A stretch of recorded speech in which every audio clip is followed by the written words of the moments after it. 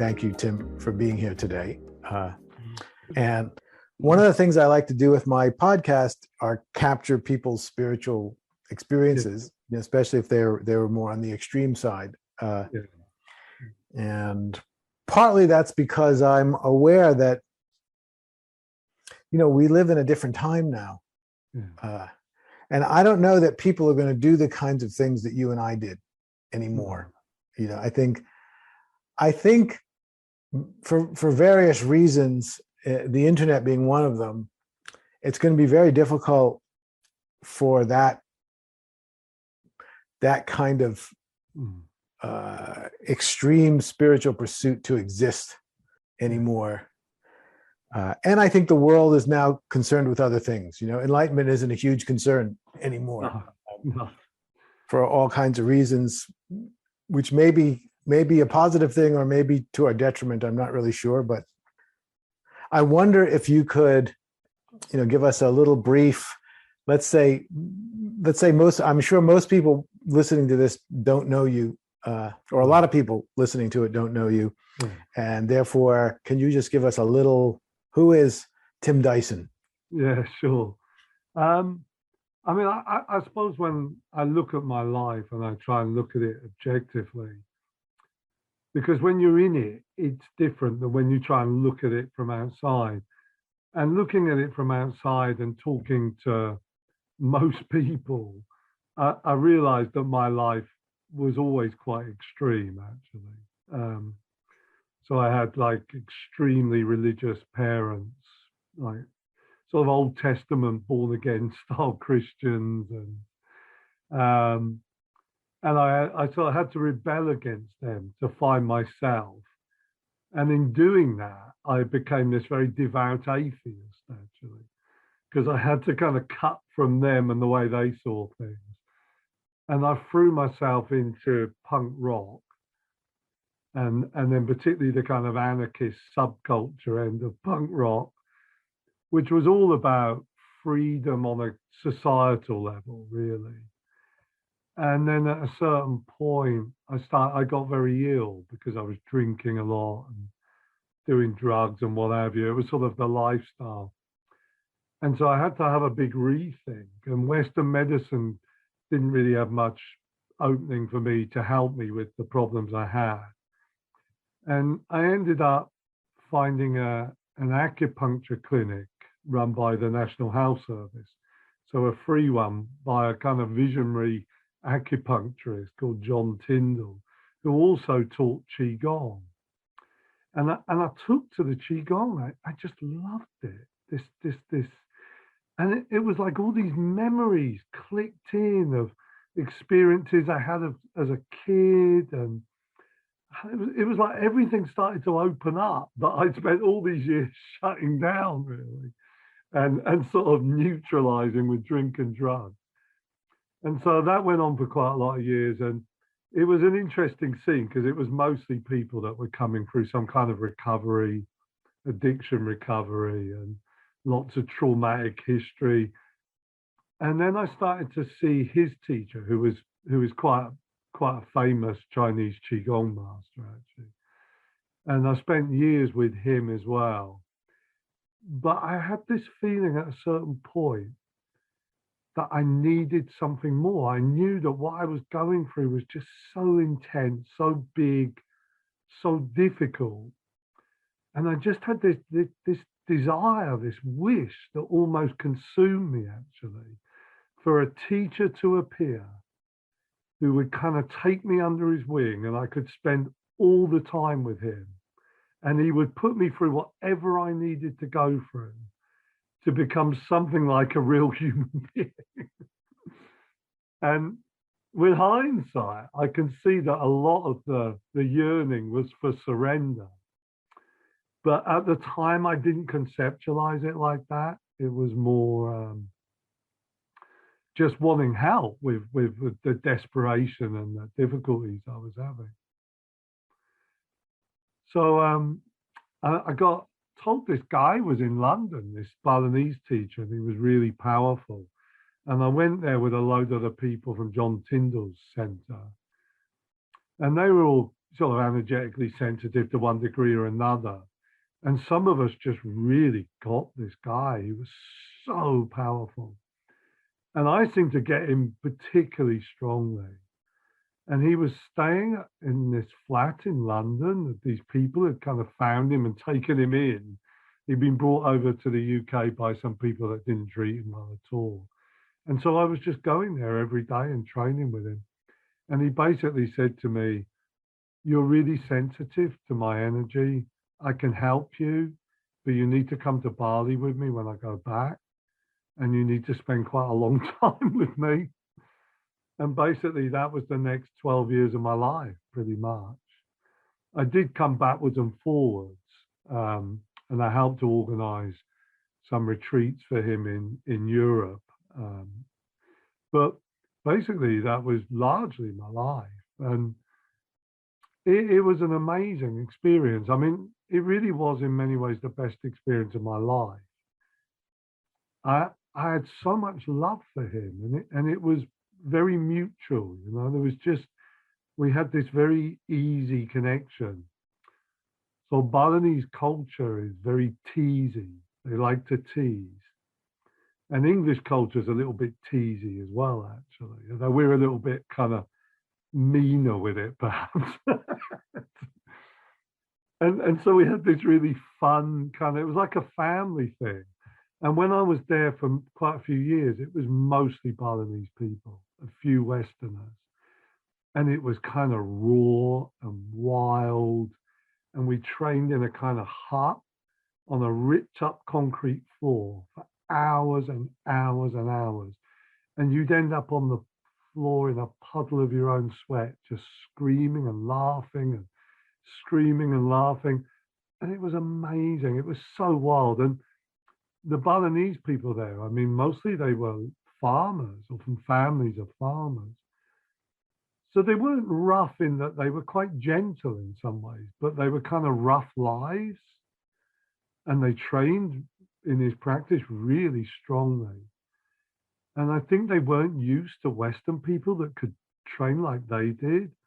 And so they were a bit taken aback by me. They'd had a few Westerners there before, and they were kind of very held back. And I was this crazy guy, and I had all this insanity inside me. So I just threw myself into it.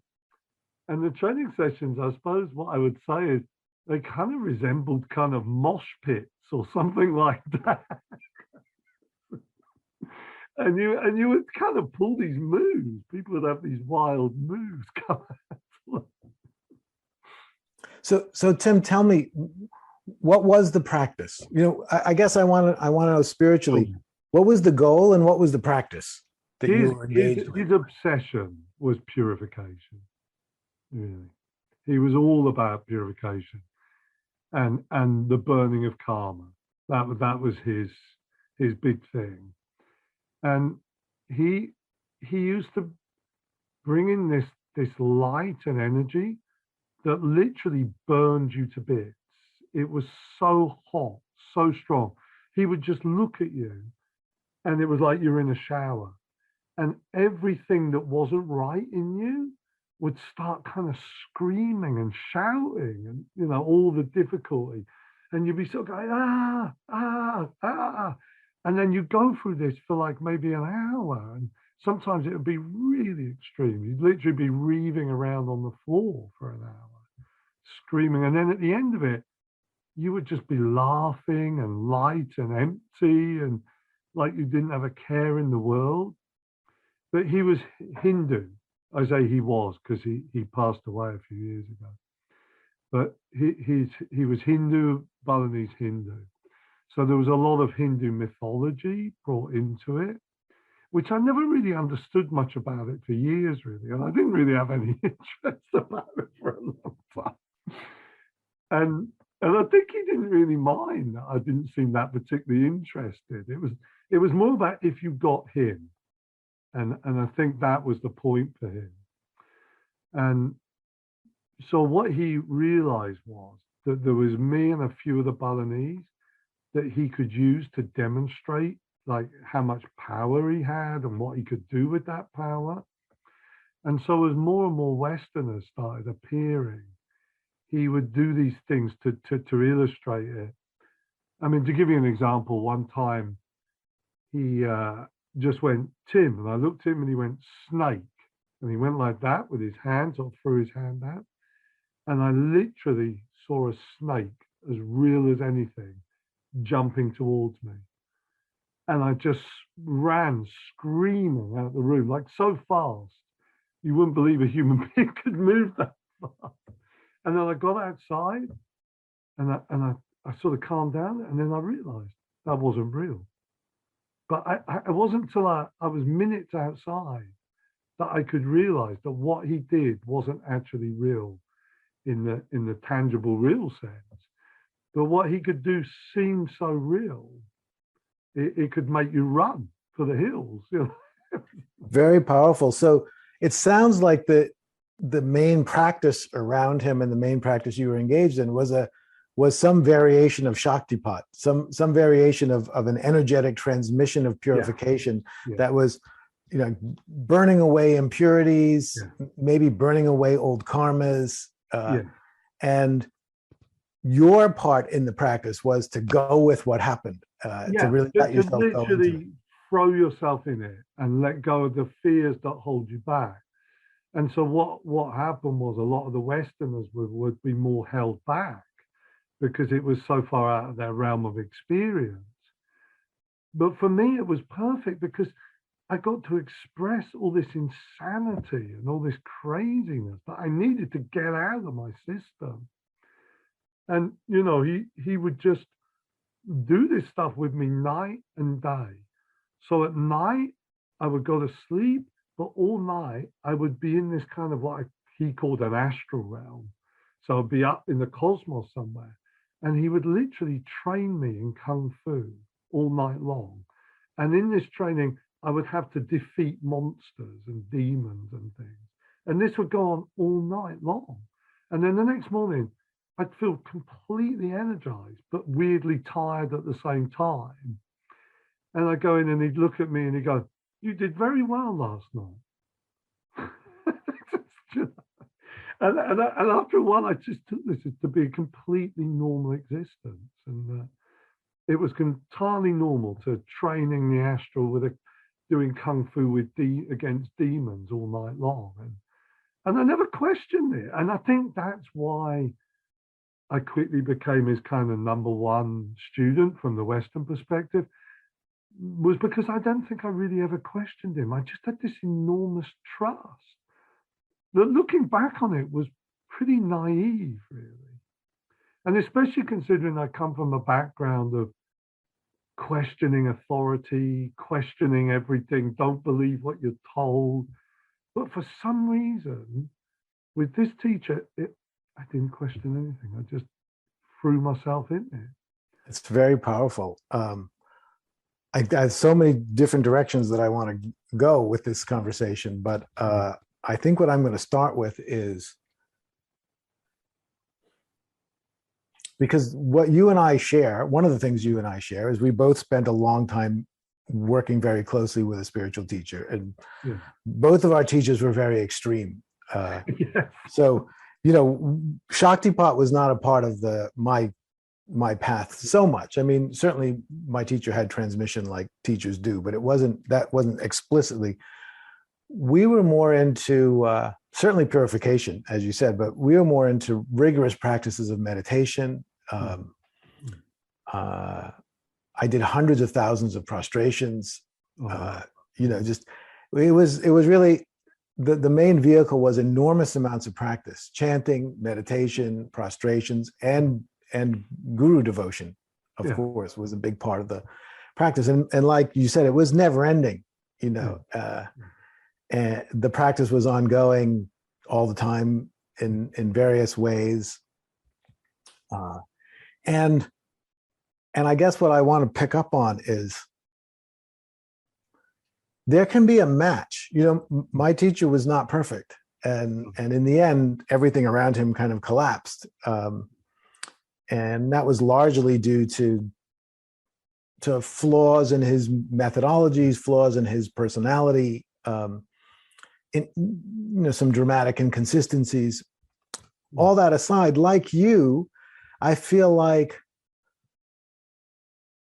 as difficult as it was, and believe me, it was so difficult sometimes, and I'm sure you can relate to that, it was the most important thing that happened in my life. And it left me a completely different person than when I went in spite of the insanity and the craziness. And I guess I wanted to hear you speak a little bit about, because I think your story is very similar, but this very interesting mix where, like, a lot of people who worked with my teacher they wouldn't be positive about it. To them, it really was very damaging, and whatever positive they got did not outweigh the damage. And I think there can be this very interesting moment where a teacher who is far from perfect is actually the perfect teacher for you at that moment, in spite of the imperfections. And because like you, I was drawn, I was involved because I loved my teacher. And I don't feel like I ever thought he was perfect. My first impression of him wasn't particularly positive as a human being, but there was something else that I could not resist about the fact that and like you, I felt like I had finally met someone. Unlike you, I don't know that I was begging for a teacher. I mean, I think I was looking for a teacher for sure, but I realized I've met someone who will do whatever it takes to get me to where I say I want to go. And he will do whatever it takes, regardless of consequence, including damaging you along the way, which sounds harsh and horrible, and it is harsh and horrible. I would never want to do that myself. But it was actually the right thing for me in some weird way. And I don't really understand it.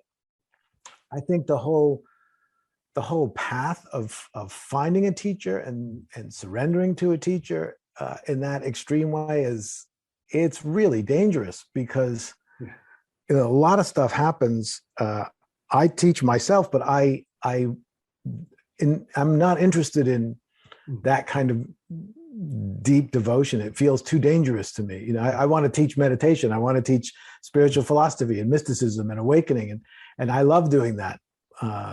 But that complete spiritual devotion, I think it's so rare that the combination of teacher and student is the right match to make that work.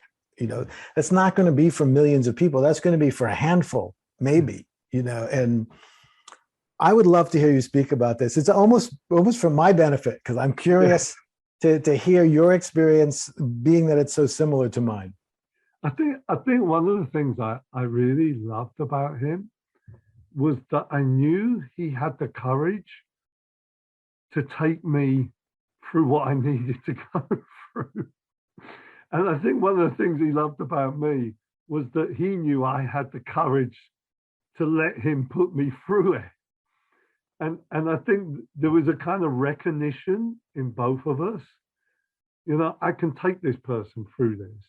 And I saw that he was the one that could take me through it. And I honestly think, Jeff, that no one else could have done that. That it was a completely unique individual who would be prepared to put me through the madness that I had to go through to come out with some level of kind of sanity, really. And, I feel amazingly blessed. But there was problems as well. And I think part of the problem was that I always struggled with the kind of showy devotion. I was utterly devoted to him, but I wasn't a kind of bowing, scraping kind of person. I never have been. And as more and more Westerners came into it, who wanted that kind of guru, where it's utterly devotional on a ritualistic level, they couldn't understand, I think, why this teacher that they were completely devotional to ritualistically kind of favored me over them, and I was kind of casual with him and so talked to him more like a friend, and so there was a lot of jealousies, a lot of misunderstandings on their part.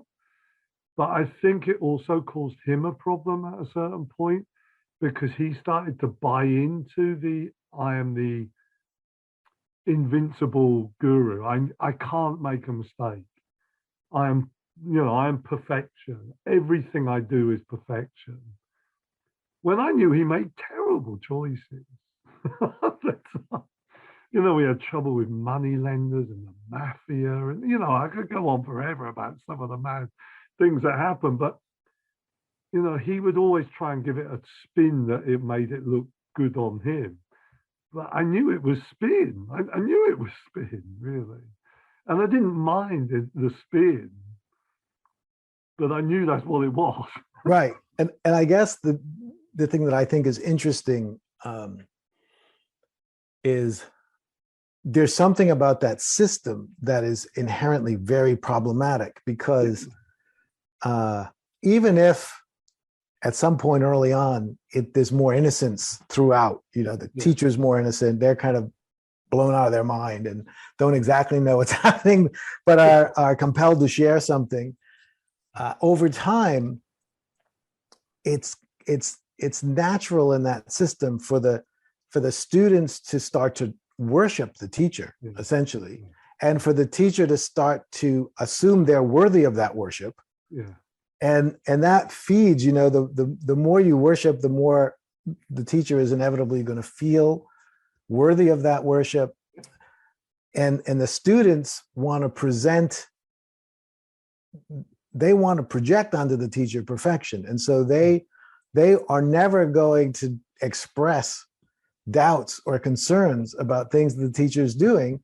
The teacher can make up any story they want to make it sound like they're always right. The students will always agree.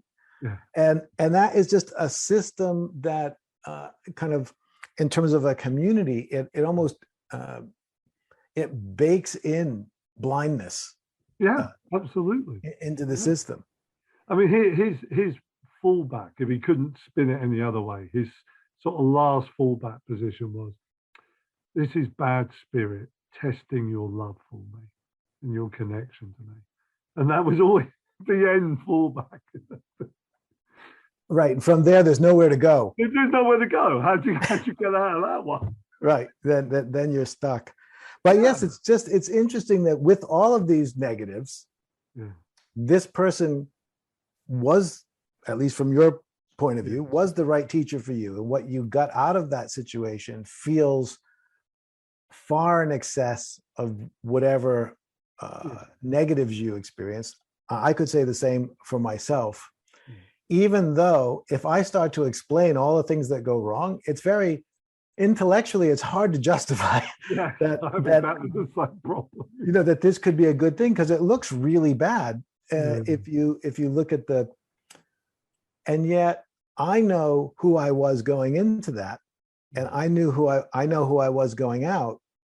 And the difference between the version of me that started that journey and the version of me that left, even under very bad, kind of horrible, the whole thing crumbling around, it was a bad ending. But even the person who emerged through that bad ending, which was in many ways the worst thing I ever experienced in my life, the difference between those two and the positive change in me as a human being that occurred, and me as a spiritual being, I could never say I regret any of it.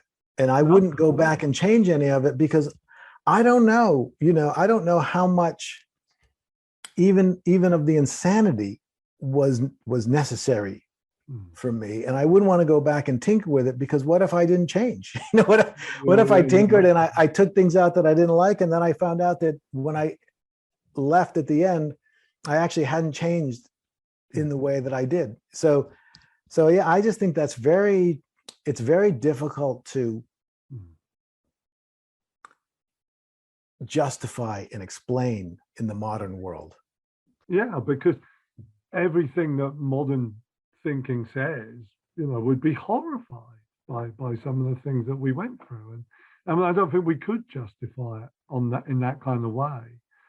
All we know is that we went through something that was immensely rewarding for us, and that there's no need to justify it. I think really it was just something we went through, and it worked for us. And if it didn't work for some people, and some people were very damaged, I feel sorry for them. I do feel sorry for them, but I can't say that it was wrong what happened for me. I can't, because it wasn't. It worked for me, and really that's all I need to know. I think Right. really in terms of that. I mean, I do think I probably should have got out before I did. I could say the same thing. Yeah, I yeah, I probably think lingered it's all about 5 years beyond, you know, in the end, in my case, my teacher told me, it was probably more like 3 years, but he told me when finally the thing was collapsing and I was leaving, he said, I knew 3 years ago that I should have set you free and let you move on. But I didn't want to lose your service. yeah. Because by then I was his personal assistant and I was very intricate to the whole, to our operations and to what he was doing. But I felt exactly the same way. I might have felt it a year sooner, but there was definitely a time when I realized, okay, it's over now. Like that bond that had connected us has served its function, and I'll grow more by moving beyond this than by staying in it. Exactly. I mean, we had a big falling out, and we made our peace really, and he tried to sort of get me back, but I knew by this point that what was keeping us together was love, but also a kind of sentimentality about what we'd both been through. And he had other people in positions where they were running the show, and they were people that were wealthy people, a lot of them, people that were actually more educated, more successful in terms of, sort of societal status. And in a way, in some ways, I was kind of an embarrassment for him in some ways, I think, because there's me being, my not particularly overtly devotional self amongst all these, total devotees. And I think by this point we'd gone as far as we could with each other, but we still had this incredible bond because of what we'd both been through. It was difficult. And then when I left, my partner, my girlfriend, we'd been together about 10 years of that, 9 years maybe, and she was still a total devotee. And so I lost her, I lost my teacher, I lost this friendship community, because most of the people wouldn't talk to me. It was really quite harsh. Not all, there were exceptions. But I get it. My leaving made them probably feel uncomfortable if they looked at why I might be leaving. It was a bit hard to face. And I was very lucky because I'd met a guy who I'd done a bit of healing work on me, actually. And he got this new system that had come through. Basically, he was bringing through this light system called the Emerald Heart Light. And he said, "Oh, well, that's good. You're kind of free now, because I want you to be a practitioner in my new system. I think you'd be excellent." I thought, okay. And I kind of followed it at first because I didn't know what else to do. And it was like someone offering me something. And then I realized when I was working with him that he was definitely another powerful teacher figure. And he definitely pushed people, but he also pushed people into their power. He was very good at pushing people out into the world and out into their power. And I think the more guru-based systems, the problem is it all flows inwards to the guru. It doesn't really flow outwards into the world, only in the sense of trying to recruit people for them. And That's so I feel... No, please go ahead. Sorry. I feel like the directionality is wrong. Yes. I'm loving some of what you're saying because, I've been now not involved with that teacher for 10 years and have been teaching on my own. And as I said, what I want to do in my work, and honestly, when I left the community, teaching was not what I wanted to do. But it just became obvious that that's what I was here to do. So, and my quest, my fundamental mission is, can I share the benefit I experienced without the craziness, without the insanity? And honestly, I don't know. This is an open question. But some of the things that I'm aware of that I would never want to repeat, because you learn things from the negatives as well. Absolutely. And one of them is just exactly what you said, our system as well. There was no way for anyone to leave gracefully. Yeah. You could only leave in disgrace. And I think if we could have just changed that one thing, the outcome could have been very different. Because there does come a point, even for people, almost everybody that would look, the kind of extreme practice we were doing, everybody was getting a tremendous amount of benefit at one point, or they wouldn't be involved. But there comes a point in different people's karma when they're not getting benefit anymore. It's not, they've gotten what they came to get. There needs to be a way to acknowledge that and thank people for their service. Be grateful, allow them to maintain connections with the community and with the people they love, without forcing them to, leave in the middle of the night and be essentially excommunicated, and then harbor all of this resentment, which then becomes their lasting impression of something that might have been fantastic for 8 years, but the ending is so horrible that's what they're left with. So there's definitely, I think that was a huge thing that I would do differently. Yeah. And the other you also just mentioned is the energetic flow. This idea that everything is moving in toward the guru, that it's, there's recruitment and there's bringing people in. It's not the right energy. I think as someone who's working with others, the most important thing is what I give to them, and being aware of the value that I'm creating for them in their lives, and being empowering, as you just said, and helping people recognize what it is that they have, not what I gave them, but what they even had before they ever met me. People don't come to me empty. They come usually very full of experiences and awakening practices, and often in that guru system, you want to downplay or erase the value someone's coming in with. So because the storyline is that you gave them everything, just those things and many others. I think there's a better way, and I'm really, one thing my teacher used to say, and I'll bet yours was similar. He would say the hierarchy of significance is caring for people, caring for each other is very important, but caring for our shared mission is more important, and caring for the guru is most important.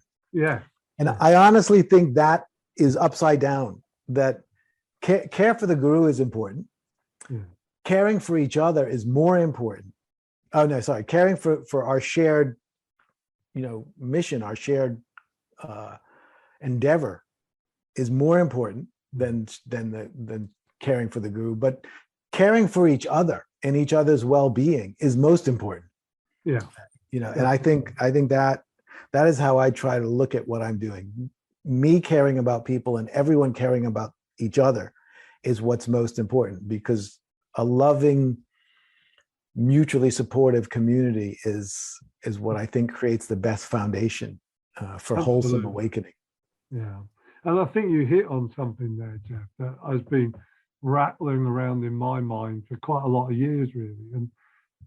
And it's this: it worked well when the teacher's mission and my mission were aligned. And I think the problem was I started to get impulses to go in a different direction. And my mission was not necessarily the same as his anymore, because his, by this point, was all about self-aggrandizement. And so the mission and him were the same thing in a way. It was, by this point, it was like, the mission is build him up to be the biggest teacher in the world today. That was his mission. And increasingly, I started to get this feeling of, yeah, but what's my mission? But what about me and my role in the world? And is this really my role? And at first, I gave myself such a bad time. I thought, this is my ego acting up, you know, this is my lack of surrender. And he would basically say that to me, you know. He would sort of shame me publicly for not promoting him at every opportunity and bringing new people. But I realized by this point that I just wasn't comfortable bringing new people in, because I increasingly had feelings of being uncomfortable in the way that it was going. And so, although I felt that my connection with him was still very strong in many ways, I knew, at some level, I knew I needed to get out. It was time. But then how to get out? And I went through this awful couple of years of thinking, I'm wrong, I'm so bad, I'm so rubbish, I'm not doing what the guru wants, there must be something wrong with me, and maybe bad spirits have influenced me even, you know, until I finally got to the point where I started to realize, no, it's that I need to go. And of course, then a mechanism happened where we fell out to kind of give me a chance to get out. And then when I got in touch with this English guy, David Ashworth, who had set up the Emerald Heart Light, I mean, he was totally different. His approach was, oh, yeah, but you're really good. You know, you've really understood a lot. You've been through a lot. You know, this is, you know, you could do great things. Do you really want to spend your life in an ashram in Bali? You know, this, and he kind of unlocked it all for me and helped me to see it. So I feel amazingly blessed right the way through, because every time there's been someone there to kind of help me with the next step of the journey, and to point me in the right direction. I'm amazed at the similarities between our stories, actually. Yeah. And I won't go into it, but I could pretty much have said everything you just said about I'm not myself. Entirely surprised. And it would all be exactly accurate. Yeah. I have just a couple more things I want to ask you about. One has to do with something you mentioned. I mean, I guess I want to state again for the record, because you and I both, when we, you know, I think you have the same experience I do. When you start speaking about all the things that are wrong, you can go very far down that road. Yeah, absolutely. And it's really wrong. I mean, there's nothing unequivocal about it. You know, it's not.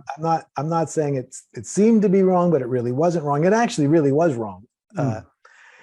And still, it was the most important time of my life, and something I personally wouldn't change. I know that's not everybody's, and like you, my heart goes out to people who really were more hurt by this than helped. But that wasn't my experience. I left feeling that I had that all of the negatives, and believe me, as my teacher's assistant, I was front and center for a lot of negatives. But in my case, for whatever reason, the mix worked, and I leave, or I left, or I am left now, feeling that I received everything I wanted and more from that. And you know, there was recently a documentary made about my community, my former community. Oh, really? I'd like to see that. And they wanted me to be interviewed, but I refused. And it was because I knew that what was going to happen is you were going to get some people who just said this was the worst thing that ever existed on the planet, you know, and you were going to get other people who said it was heaven on earth and magnificent, and charting out the territory of it was the worst thing that ever happened on the planet, and it was heaven on earth. I just didn't know how that subtlety was going to be able to be expressed. I still don't know exactly how to express that subtlety in my own case. But yeah, I just wanted to state that again because Yeah. No, I totally get you. And I really hope they don't make a documentary about my teacher.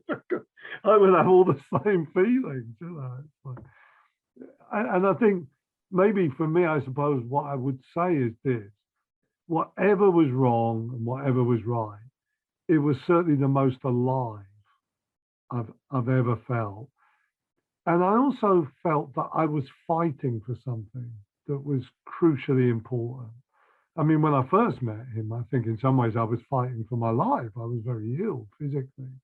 But as the time went on, I realized that I was fighting for something much more profound than that. I was fighting for light to conquer darkness within me, ultimately. And then for that light that I generated within me during that time to then go out into the world and to help other people. And I don't know if I would have ever been able to help people had I not gone through that experience with him, because I would have just been this ill, depressed person living in the dark, really. yes, So I was fighting for life on lots of levels, really. And I felt very, very alive. And yeah, and some wisdom came along the way, I hope, a bit here and there, I think. But, that's beautiful. So I have two more things I would like you to speak to. One is it has to do with the kind of, as you mentioned it earlier, the trust in the teacher, the trust in the situation, the innocence, which is kind of a faith that you trust even beyond the appearance of imperfection. So what I would like you to speak to is, on the one hand, there's this kind of paradox. On the one hand, I think that depth of innocence and trust and faith that will allow you to do things that are so extreme, right? That if you, unless there was complete trust, like blind faith, you wouldn't do it. Is a kind of necessary ingredient for this depth of spiritual pursuit, this intensity of spiritual practice. At the same time, it's also exactly what makes it so difficult. Yeah. Because you make yourself very vulnerable to be led astray when you're that innocent. So yeah, it's this impossible mix where it's absolutely essential and it's the most dangerous part. Yeah. I mean, I know, you know, I mean, it may sound like from what I've said that, you know, I'm this trusting person, but I'm not really. That's the thing. I do have a kind of slightly innocent side. I can see my dad has it and I have it. And I have this other side, which is very cynical, a bit suspicious, a bit world weary. So I'm not like this sort of innocent, wide-eyed devotee type at all. But there was something about my connection with the teacher that enabled me to rise above all of those kind of doubting sides and all of that distrust and all that cynicism. You know, I can be quite cynical. And there was something about him, it was like a kind of magnetism that kind of pulled me up and out of that. And so when I was in his presence and he would do crazy stuff with me, I never had any doubt. And so he would call me up in front of, 100 people and break a brick over my head. And then I would just feel this amazing injection of energy that would carry on for days and days and days. And people would say, but how can you do that with Tim and not with other people? He'd say, well, I can do it with Tim and a few of the Balinese because they trust me. And it made me think. I remember the first time he did it, it made me think. And I thought, well, doesn't everyone trust him then? And then that was the innocent part of me sort of thinking, well, doesn't everyone trust him? And so I started to realize that there was a difference, that not everyone trusted him to that kind of degree. And so I did wonder, what is it? What is it that enabled that in someone that's not intrinsically trusting by nature? How was that possible? And I'm still struggling to come up with the answer. I believe me, I can relate to that as well. It involves surrender, but why was that surrender so possible? What was Right. it that was possible? And I think it goes back to what you were saying quite a while back about there being this perfect match. It doesn't mean that it's perfection, but there was a perfect match between teacher and student to create those conditions. So then, how is that possible outside of some crazy guru? I don't know. I really don't have the answer. I'm trying to figure that out myself. So just quickly, Tim, when did you join the community in Bali? That's a really good question. I was thinking about that this morning, and my one of my big problems is dates. I'm really bad with dates and stuff. So I think it must have been early 90s. Okay, so I assumed that from our conversations because I joined my community in 1992, so it would have been similar time frame. And maybe it's possible it was as late as mid 90s. Sure, but yeah, roughly similar. So I want to. The last thing I wanted you to speak to before we finish is we both said earlier before we started recording that we felt that we had hit the tail end of a kind of spiritual era, that this kind of join the ashram, do completely crazy wisdom kind of practices that, and partly I think that's because in the internet age, people would put that stuff up on YouTube and the whole thing would get shut down. But there may be other reasons, and I'm just curious, any comments you have about the fact that you and I were part of the tail end of a certain era? What's changed? What's different? What might be good about that? What are we missing? Any thoughts you might have? I think that there are, I'm not saying everyone, but I think there is a reasonable percentage of people in the world that actually like to be pushed beyond their comfort zone. And you can see it in all sorts of contexts, in gym classes, in fitness stuff. You can see it in many, many areas of life. There's this thing where people want to go beyond comfortable and into the pain, actually.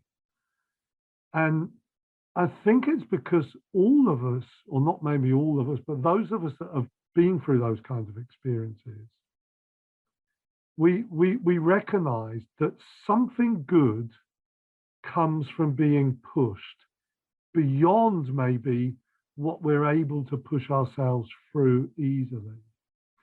And so whether it's going to some kind of gym class with a teacher that's a bit tough and pushes you.